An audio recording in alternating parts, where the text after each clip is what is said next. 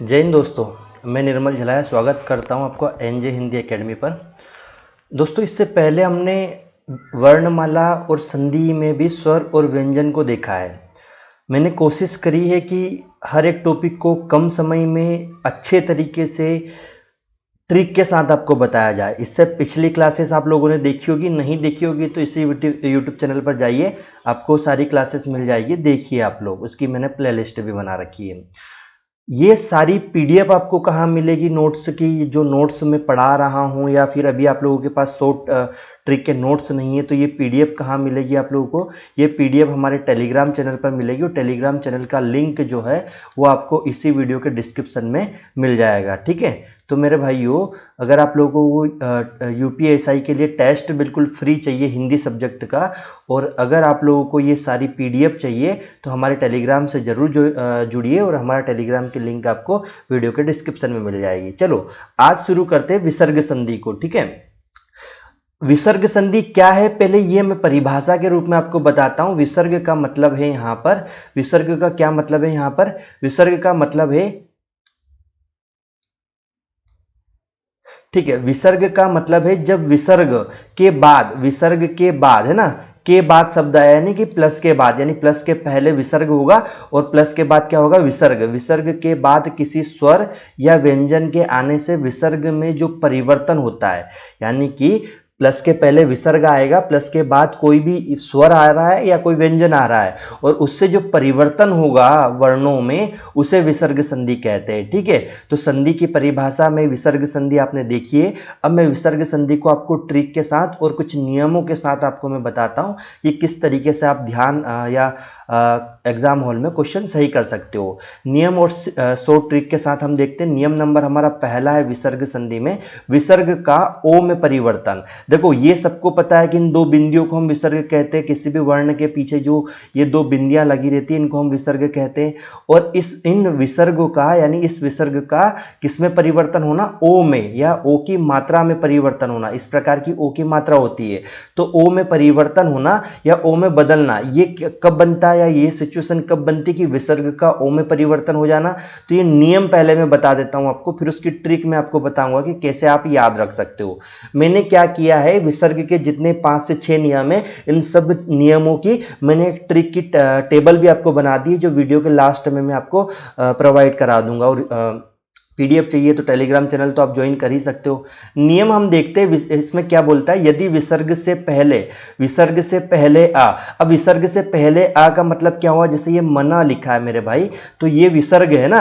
अब इस विसर्ग से पहले यहाँ पर इस न में आपको अ की मात्रा भी दिखाई देनी चाहिए, क्योंकि न अगर पूर्ण लिखा है यानी डेफिनेटली उसमें अ की मात्रा है ना, और न के बाद क्या आ रहा है? विसर्ग आ रहा है। तो विसर्ग से पहले अ की मात्रा, के पहले का मतलब होता है उससे पहले, यानी उस जो वर्ण है उस वर्ण पे अ की मात्रा यानी अ का स्वर हो, और बाद में, बाद का मतलब यानी प्लस के बाद या तो अ हो या किसी वर्ग का तीसरा, किसी वर्ग का, याद रखना ये वर्ग तालिका का तीसरा वर्ण, चौथा वर्ण और पांचवा वर्ण, तीसरा चौथा और पांचवा वर्ण अगर वहां पर आ रहा है ना, तीसरा चौथा पांचवा वर्ण यानी कि ग, घ, अंग, ज, झ, औ, इस प्रकार के वर्ण अगर आ रहे हैं, यानी ये तीसरा चौथा पांचवा, पांचों वर्ग जो हमारी वर्ग तालिका उसमें पांचों वर्ग के तीसरे चौथे पांचवें वर्ण अगर आ रहे हैं, या फिर यानी देखो 3 चीजें आ सकती है प्लस के बाद, या तो अ आ सकता है, या तीसरा चौथा पांचवा वर्ण आ सकता है, या फिर य, र, ल, व और ह, यानी अंतस्थ व्यंजन इसे हम कहते हैं। य, र, ल, व, ह में से कोई एक वर्ण आए तो विसर्ग का ओ में परिवर्तन हो जाता है। फिर क्या हो जाता है? विसर्ग का ओ में फिर परिवर्तन हो जाता है। ठीक है, फिर होता है विसर्ग का ओ में परिवर्तन। ये आपको याद रखना है। ठीक है, ये नियम बोलता है। इस शॉर्ट ट्रिक को अगर मैं बात करूं, यहाँ पर शॉर्ट ट्रिक की अगर बात करूं, या आप डायरेक्ट इस नियम को कैसे याद रख सकते हो, तो आपको एक ही चीज याद रखना है कि मेरे भाई विसर्ग से पहले अ की मात्रा हो या आ हो, प्लस विसर्ग के बाद सघोष वर्ण, क्या हो? सघोष वर्ण। ये सघोष वर्ण क्या है? जैसे मैंने बताया ना, तीसरा चौथा पांचवा वर्ण हो, तो अब वर्ग तालिका का तीसरा चौथा पांचवें वर्ण को हम सघोष ही कहते हैं। पहले दूसरे को अघोष कहते हैं, ये आपको याद होना चाहिए। ये वर्णमाला मैंने बताया आप लोगों को। और उसके बाद ये जो य र ल व है, ये भी हमारे सघोष वर्ण होते हैं।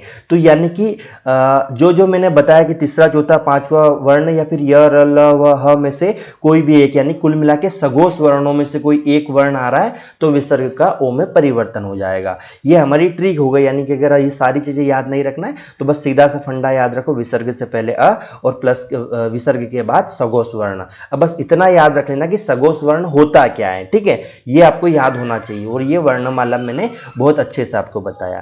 तो विसर्ग का ओ में परिवर्तन हो जाता है, ठीक है, ये आपका क्लियर हो रहा होगा। अब उदाहरण के साथ में इसको आपको एक एक करके समझाता हूं। जैसे यहां लिखा है मन प्लस बल। देखो मेरा बात मानोगे, अगर जिस तरीके से मैंने आपको संधि बताई है तो मैं जो कहता हूं वो करो पहले ना। मैंने क्या बताया आप लोगों को अभी तक? मैंने एक ही चीज आप लोगों को बताई है कि मेरे भाई लोग प्लस के पहले क्या आया है, तो प्लस के पहले आप कहोगे सर विसर्ग आया है।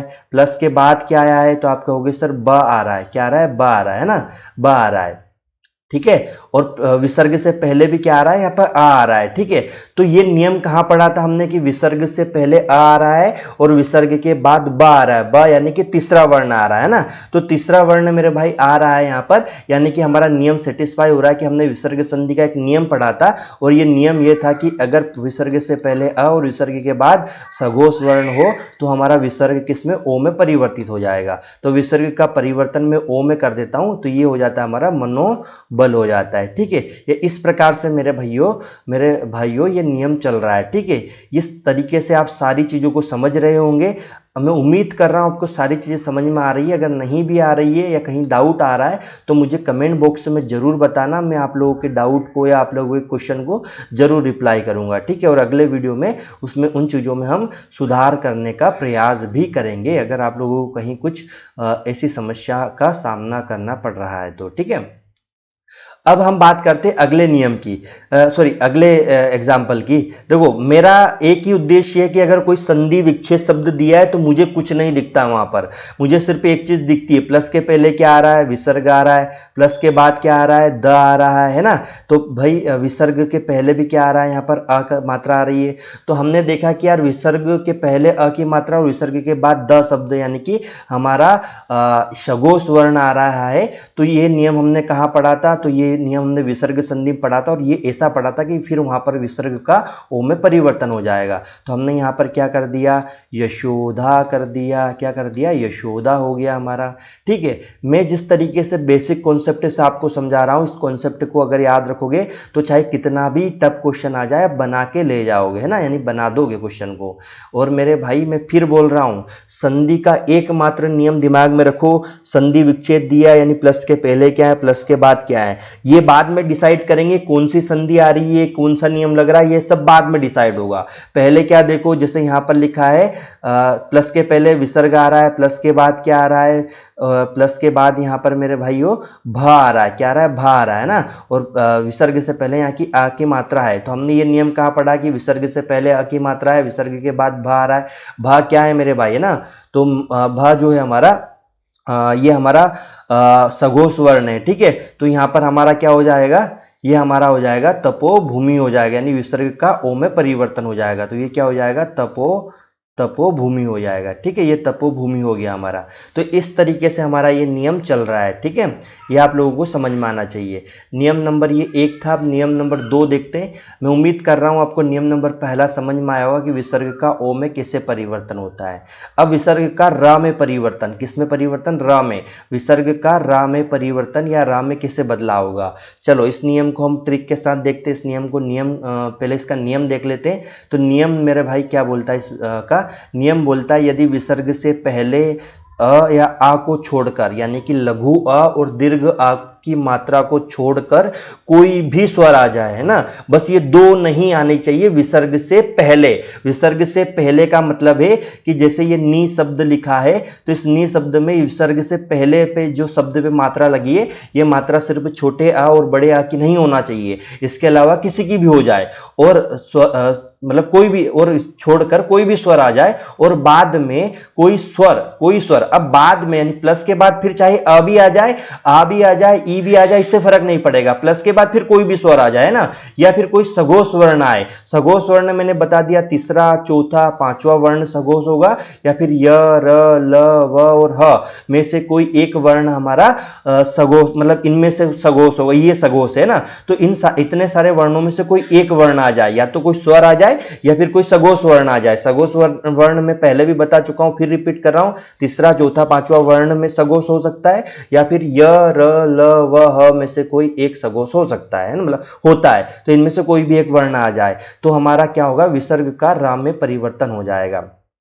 इस नियम को अगर आपको एक ट्रिक के साथ या बिल्कुल इजी तरीके से समझना है तो इसी नियम को हम बड़े आसानी से आपको बता देते हैं कि अगर विसर्ग से पहले आ को छोड़कर कोई भी स्वर आया हो और विसर्ग के बाद में कोई सघोष वर्ण आ रहा है तो विसर्ग का रा में परिवर्तन हो जाता है। ये एक जरा से वाक्य में पूरा नियम मैंने आपको बता दिया है। उदाहरण से मैं आपको समझाऊंगा ये चीज़ें कि विसर्ग से प्लस के पहले क्या लगा है, विसर्ग लगा है, ठीक है। और विसर्ग वाले हर नियम में हमें विसर्ग से पहले भी देखना पड़ेगा, ये याद रखना है बस। विसर्ग संधि में विसर्ग के पहले प्लस के पहले क्या आया, विसर्ग आया। विसर्ग से पहले क्या आया, छोटी की मात्रा है। विसर्ग के बाद क्या आ रहा है, ध आ रहा है। क्या आ रहा है, ध धनुष वाला आ रहा है। तो मेरे भाई हमने ये यहाँ पर इस तरीके से ये नियम हमने कहाँ पढ़ा कि विसर्ग से पहले कोई ई की मात्रा यानी आ रही है और विसर्ग के बाद कोई ध आ रहा है। तो हम देखेंगे कि हमने सर ये नियम पढ़ा था, एक नियम पढ़ा था कि विसर्ग से पहले अ और आ नहीं आना चाहिए और विसर्ग के बाद कोई भी स्वर आ जाए, कोई भी या फिर कोई सघोष वर्ण आ जाए। तो आप कहोगे सर यहाँ पर ये नियम हमारा लग रहा है, प्लस के पहले विसर्ग आ रहा है, विसर्ग से पहले छोटी ई की मात्रा आ रही है और विसर्ग के बाद में हमारा ध आ रहा है। तो ऐसी स्थिति में विसर्ग का विसर्ग का रा में परिवर्तन हो जाएगा ना। तो विसर्ग का आधे र में परिवर्तन होगा, यानी कि ये निर्धन बन जाएगा। ये र जो है रकार के रूप में ऊपर चला जाएगा। ये आपको नियम में याद रखना है, ये आपको विसर्ग संधि में याद रखना है मेरे भाइयों, ठीक है। चलो, उम्मीद कर रहा हूँ आप लोगों को समझ में आ रहा होगा। आप वीडियो के एंड तक ज़रूर पहुँचना क्योंकि इसमें मज़ेदार ट्रिक मैंने बताई है। दूसरी मैंने इसमें आप लोगों को लास्ट में एक पूरा इसकी तालिका बना के दी इसके ट्रिक की, ताकि आप एक तालिका को पढ़ो या उस तालिका को अपने जहाँ पर स्टडी रूम में या लाइब्रेरी में बैठते हो वहाँ पर सामने लगा लो, ताकि विसर्ग संधि एक साथ सब याद रहे, ठीक है। फिर आता है हमारा दू प्लस बल, यानी कि प्लस के पहले क्या आ रहा है, विसर्ग आ रहा है, प्लस विसर्ग से पहले क्या आ रहा है, ऊ की मात्रा आ रही है, प्लस के बाद क्या आ रहा है, ब आ रहा है। तो फिर मेरे भाई वही वाला नियम है कि विसर्ग से पहले ऊ, यानी कि विसर्ग से पहले ऊ आया, विसर्ग के बाद ब आया, यानी कि हमने नियम में पढ़ा था कि विसर्ग से पहले आ नहीं आना चाहिए। इसको छोड़कर कोई भी स्वर आ जाए, विसर्ग के बाद कोई स्वर या कोई सघोष वर्ण आ जाए तो हमारा विसर्ग र में परिवर्तन हो जाएगा। ये नियम हमारा सेटिस्फाई हो रहा है तो ये हमारा दुर्बल बन जाएगा। उसी प्रकार से जैसे यहाँ पर आसी प्लस वाद लिखा है तो मेरे भाई विसर्ग से प्लस के पहले विसर्ग, विसर्ग से पहले बड़ी की मात्रा है, प्लस है और प्लस के बाद वह आ रहा है ना, तो वह हमारा सघोष वर्ण है। उसके बाद हमारा क्या आ रहा है यहाँ पर जो विसर्ग से पहले ए आ रहा है। नियम पढ़ा था कि विसर्ग से पहले आ को छोड़कर कोई भी स्वर आ जाए, विसर्ग के बाद कोई सघोष वर्ण आ जाए, तो यहाँ पर सघोष वर्ण भी आ रहा है। तो हमारा क्या हो जाएगा, ये आशीर्वाद हो जाएगा, ठीक है। ये इस तरीके से बन रहा है मेरे भाइयों, ठीक है। तो ये सारी चीज़ें आपको समझ में आ रही होगी, बहुत अच्छे से आप लोगों को ये चीज़ें समझ में आ रही होगी, आप लोग समझ भी रहे होंगे। तो ये सारी चीज़ें आपको समझ में आना चाहिए। नियम नंबर 3 बोलता है विसर्ग का स, श और श और स। देखो, श षड्यंत्र वाला, स षड्यंत्र वाला और स, ठीक है। स इन तीनों स में विसर्ग कब परिवर्तित होता है, विसर्ग का स में, श में और स में कब परिवर्तन होता है, ये नियम हम देखते हैं। तो नियम नंबर पहला हम श का देखते हैं। षड्यंत्र वाला श जो है वो विसर्ग में कैसे परिवर्तित होगा, पहले वो नियम हम देखते हैं। तो नियम हमारा कहता है कि विसर्ग देखो, प्लस के पहले विसर्ग आना चाहिए और प्लस के बाद में या तो च आ रहा है या छ आ रहा है या सा आ रहा है। मैं फिर बोलूँगा, प्लस के पहले विसर्ग हो, प्लस के बाद हमारा च हो, छ हो या सा हो, ठीक है। च हो, छ हो या स हो, इनमें से कोई एक वर्ण हो, तो ऐसी स्थिति में विसर्ग का स में परिवर्तन हो जाएगा, श शलजम वाले श में परिवर्तन हो जाएगा। विसर्ग का काय में परिवर्तन होगा, स शलजम वाले श में होगा। ठीक है, तो मेरे भाई जैसे उदाहरण के साथ मैं आपको यहाँ पर बताऊं कि यहाँ पर प्लस के पहले क्या दिखाई दे रहा है, तो आप कहोगे सर प्लस के पहले हमें विसर्ग दिखाई दे रहा है, प्लस के बाद क्या दिखाई दे रहा है, यहाँ पर प्लस के बाद च दिखाई दे रहा है। क्या दिखाई दे रहा है, च दिखाई दे रहा है ना।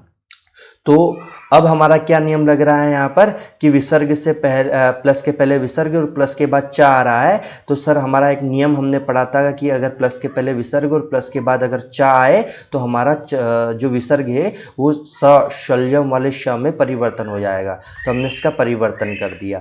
अब कुछ लोग मुझे कह सकते हैं यहाँ पर कि सर हम एक बात आपको कहना चाहते हैं कि अभी आपने इससे पहले एक नियम हमें र वाला बताया था कि विसर्ग से पहले आ को छोड़कर कोई भी मात्रा हो और विसर्ग के बाद हमारा कोई सघोष वर्ण हो। तो सर यहाँ पर च आ रहा है, तो मेरे भाई च जो है ये सघोष नहीं है, ये अघोष है, आपको भी पता होना चाहिए। च वर्ण पहले वर्ग तालिका का पहला वर्ण च छ ज ज च छ छ ज है ना, ये इस तरीके से आ रहा है मेरे भाई। तो ये हमारा अघोष वर्ण है, इसलिए ये हमारा जो रा में परिवर्तन वाला नियम यहाँ पर नहीं लग रहा है। ये आपको मैं पहले ही बता देता हूँ ना।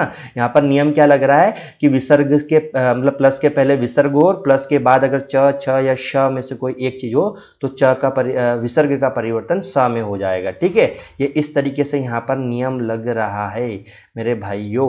तो इतना आपको याद रखना पड़ेगा।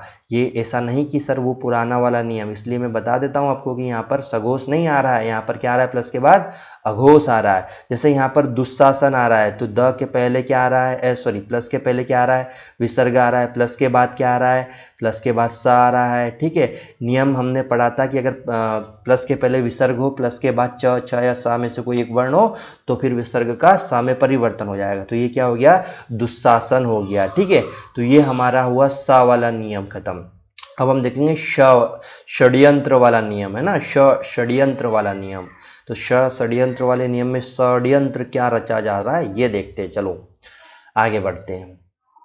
आगे बढ़ते हैं और हमारा नियम कहता है कि प्लस के पहले विसर्ग हो और प्लस के बाद क ख ट ठ और प फ, या कुल मिला के मैं ये कह दूं कि क ख ट ठ या प फ, इसको मैं ये इसलिए नहीं कह सकता हूं कि मेरे भाइयों अगर मैं कह दूं यहाँ पर कि कोई अघोष वर्ण हो, क्यों नहीं कह सकता, क्योंकि यहाँ पर च भी नहीं आ रहा है ना, यहाँ पर नियम में च नहीं हो रहा है, इसलिए मैं इन 6 ही वर्णों का नाम ले रहा हूँ, क ख ट ठ और प फ, क ख ट ठ और प फ, है ना। अगर ये 4 हो, क ख ट ठ प फ, सॉरी ये 6 वर्ण अगर हो प्लस के बाद और प्लस के पहले विसर्ग हो तो विसर्ग का परिवर्तन इस वाले श में हो जाएगा, जो षड्यंत्र वाला श होता है उसमें हो जाएगा। जैसे मैं यहाँ पर एग्जाम्पल से बताऊं, प्लस के पहले क्या है, विसर्ग है, प्लस के बाद क्या है, क है, प्लस के बाद क्या है, क है ना, प्लस के पहले विसर्ग है, प्लस के बाद क्या आ रहा है, क आ रहा है।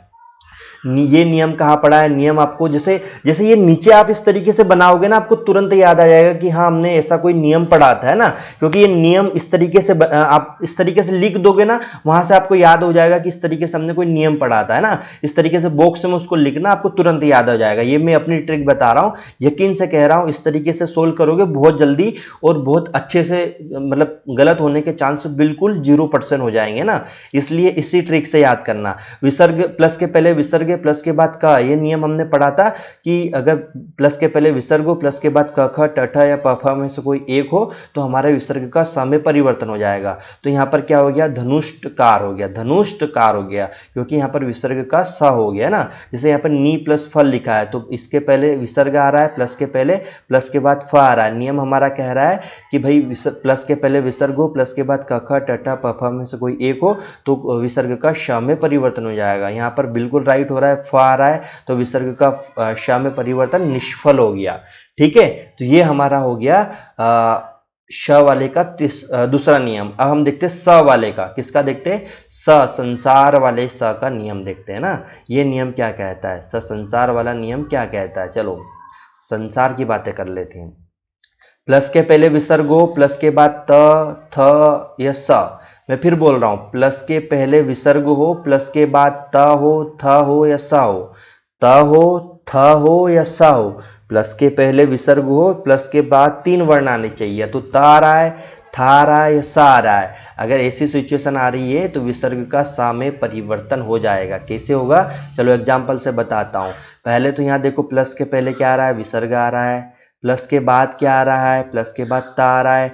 ये नियम हमने अभी अभी पढ़ा है कि प्लस के पहले विसर्ग, प्लस के बाद ता आए तो हमारा क्या हो जाएगा, विसर्ग का आदेश स में परिवर्तन हो जाएगा। तो ये क्या हो गया, नमस्ते हो गया, है ना, नमस्ते हो गया। इसलिए हम कहते हैं कि इस तरीके से चीज़ें देखोगे तो जल्दी और अच्छे तरीके से चीज़ों पे कवर कर पाओगे, कमांड कर पाओगे ना। चलो आगे बढ़ते हैं। आगे बढ़ते हैं, नी प्लस सारे, प्लस के पहले विसर्ग, प्लस के बाद शा आ रहा है। अभी देखा त है, थ है या सा है, त है, थ है या सा आ रहा है तो हमारा निस्सार हो गया। जैसे यहाँ पर प्लस के पहले विसर्ग, प्लस के बाद शा है, तो अभी नियम पड़ा प्लस के पहले विसर्ग होना चाहिए, प्लस के बाद त, थ या सा में से कोई एक वर्ण होना चाहिए, तो हमारा विसर्ग का सा में परिवर्तन हो जाएगा। क्लियर हुआ नियम नंबर 3 मेरे भाइयों, एकदम अच्छे से समझ में आया होगा। नियम नंबर 4 देखते हैं। नियम नंबर 4 बोलता है विसर्ग का लोप हो जाना, यानी विसर्ग का गायब ही हो जाना। यहाँ पर कोई चीज़ें बन नहीं रही है, यानी कि विसर्ग किसी और में परिवर्तन नहीं हो रहा है, परिवर्तित नहीं हो रहा है, यहाँ पर विसर्ग गायब ही हो रहा है। तो ये नियम क्या बोलता है, यदि विसर्ग के बाद रा आए, यदि विसर्ग के बाद यानी प्लस के पहले विसर्ग आए और प्लस के बाद अगर कोई र शब्द आ रहा है तो विसर्ग गायब हो जाता है और छोटा स्वर आ जाता है। छोटे स्वर की जगह पर बड़ा स्वर लग जाता है। कैसे, जैसे मेरे भाई यहाँ पर ये लिखा, तो प्लस के पहले क्या आ रहा है, प्लस के पहले विसर्ग आ रहा है, प्लस के बाद क्या आ रहा है, रा आ रहा है। ठीक है, तो हमने अभी अभी जस्ट नियम पढ़ा है कि अगर प्लस के पहले विसर्ग, प्लस के बाद र शब्द आ रहा है तो विसर्ग का लोप हो जाता है और जो विसर्ग से पहले जो स्वर होता है वो दीर्घ बन जाता है। ठीक है, तो मेरे भाई यहाँ पर हमारा ये विसर्ग का तो लोप हो गया, लेकिन ये जो छोटी ई की मात्रा लगी थी यहाँ पर बड़ी ई की मात्रा हो गई और ये निरोग हो गया, नी प्लस रोग का निरोग बन चुका है। ठीक है, जैसे नी प्लस र से, तो प्लस के पहले मेरे भाई विसर्ग है और प्लस के बाद र है, प्लस के बाद क्या है, र है ना। तो अगर आप नियम देखोगे कि यार प्लस के पहले विसर्ग, प्लस के बाद रा आ रहा है, यानी कि हमारा नियम कहता है कि अगर प्लस के पहले विसर्ग आए, प्लस के बाद रा आए तो विसर्ग का लोप हो जाता है और विसर्ग से पहले जो भी स्वर है उसका दीर्घ बन जाता है। तो ये हमारा नीरस हो गया। इस तरीके से हमारा ये बन गया मेरे भाई। ठीक है, इसमें भी एक नियम और है, उस नियम को भी देख लो। यदि विसर्ग के पहले अ या आ हो, यानी छोटा अ और बड़ा आ की मात्रा हो और बाद में दूसरा स्वर आए, देखो विसर्ग का लोप तो होगा ही होगा, लेकिन कैसे हो रहा है कि विसर्ग से पहले कोई छोटा अ या बड़ा अ की मात्रा आए और विसर्ग के बाद इनको दोनों को छोड़कर कोई दूसरा स्वर आए। के बाद दूसरा स्वर का मतलब होता है अ और आ को छोड़कर कोई भिन्न स्वर आए, तो वहां पर विसर्ग का लोप हो जाता है और यहाँ पर परिवर्तन कुछ भी नहीं होता। ये हमारे जो विसर्ग का लोप वाला नियम है उसमें बताया गया मैंने। जैसे कि प्लस के पहले क्या आ रहा है, प्लस के पहले आप कहोगे सर विसर्ग आ रहा है, प्लस के बाद क्या आ रहा है, आप कहोगे सर एव आ रहा है ना। तो यहाँ पर विसर्ग के पहले भी हम चीज देख लेते हैं, यहाँ पर अ की मात्रा आ रही है। ये नियम कहाँ पढ़ा है, आपको याद हो जाएगा कि यार प्लस के पहले विसर्ग आ रहा है और विसर्ग के पहले भी अ की मात्रा आ रही है और विसर्ग के बाद कोई भिन्न स्वर आ रहा है, यानी दूसरा स्वर आ रहा है ना, तो फिर वहां पर क्या होगा, विसर्ग का लोप हो जाएगा। तो यानी कि यहाँ पर अतः एव हो जाएगा। ये एकदम वो कहते हैं ना हम कि वो वाली सिचुएशन है ये कि इतनी मतलब ये सब इस टाइप के क्वेश्चन आते नहीं है, लेकिन ये अपवाद टाइप की चीज़ें है कि हाँ अगर ऐसी चीज़ें आ गई तो आपको यहाँ थोड़ा सा ध्यान लगाना है, थोड़ा सा दिमाग लगाना है कि ये कैसे सोल्व होगा। यहाँ पर बहुत सारे लोग गलतियाँ कर देते हैं, इसलिए याद रखना कि विसर्ग के पहले अ या आ की मात्रा और विसर्ग के बाद कोई भिन्न स्वर हो, यानी यहाँ पर स्वर ही होगा, याद रखना भिन्न स्वर हो तो वहाँ पर फिर हमारा क्या होगा, विसर्ग का लोप हो जाएगा और वो चीज़ें ऐसी की ऐसी लिखा जाएगी। ठीक है, ये इस तरीके का नियम है।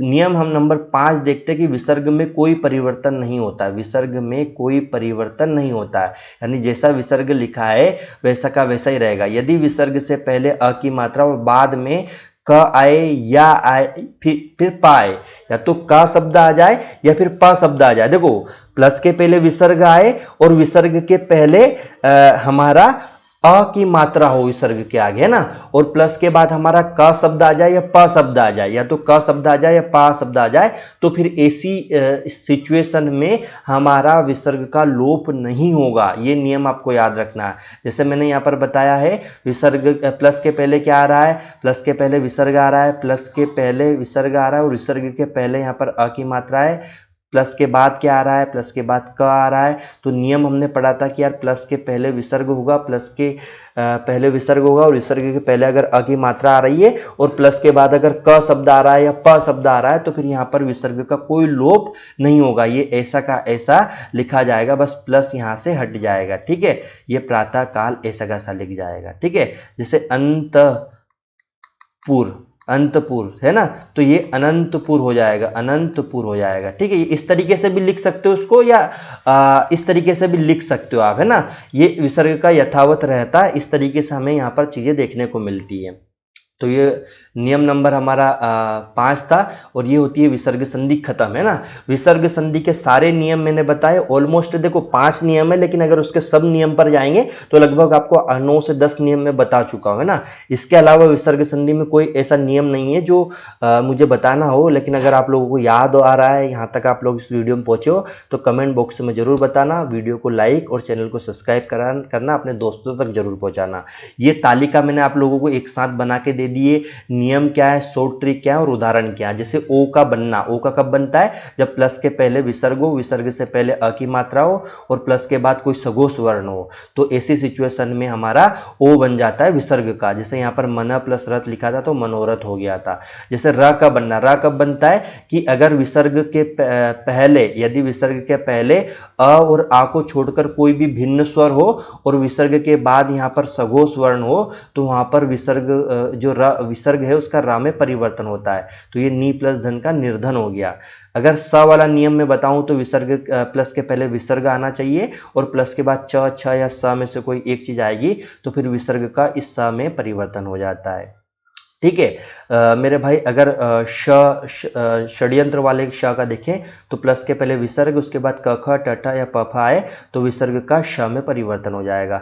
ये तालिका इसलिए बना के दी है मैंने ताकि आप इसकी प्रिंट आउट निकाल के अपने जहाँ पर लाइब्रेरी या डेस्क पर पढ़ते उसके सामने लगा लो, तो विसर्ग संधि के सारे नियम एक साथ रहेंगे, क्योंकि रोज रोज तो आप सारा रिविजन नहीं कर पाओगे ना। और अगर ये पूरा पीडीएफ चाहिए, ये आपको स्वर संधि का, व्यंजन संधि का, विसर्ग संधि का, वर्णमाला का या हिंदी सब्जेक्ट का पूरा, यूपीएसआई का पूरे सिलेबस का, मुहावरे, लोकोयुक्ति, तत्सम, तद्भव, उपसर्ग, जो भी चाहिए उसकी पीडीएफ अगर आपको चाहिए तो वो पीडीएफ हमारे टेलीग्राम चैनल पर मिल जाएगी। आपको टेलीग्राम चैनल की लिंक वीडियो के डिस्क्रिप्शन में डली हुई है। ठीक है, उसी प्रकार से सा वाला लोप होना है, कोई बदलाव नहीं होना, ये सारे नियम मैंने बताए मेरे दोस्तों। ठीक है, तो ये 10 मिनट की जगह हमने 20 मिनट शो, इस शो का नाम किया है। 20 मिनट में ट्रिक के साथ मैं सारी चीज़ें आप लोगों को बताऊंगा। अगर यहाँ तक आप लोगों को सारी चीज़ समझ में आई है तो दोस्तों चैनल को सब्सक्राइब जरूर करना ताकि मोटिवेशन बना रहे। जय हिंद दोस्तों, मिलते हैं कल अपने टाइम पे। Bye bye, take care.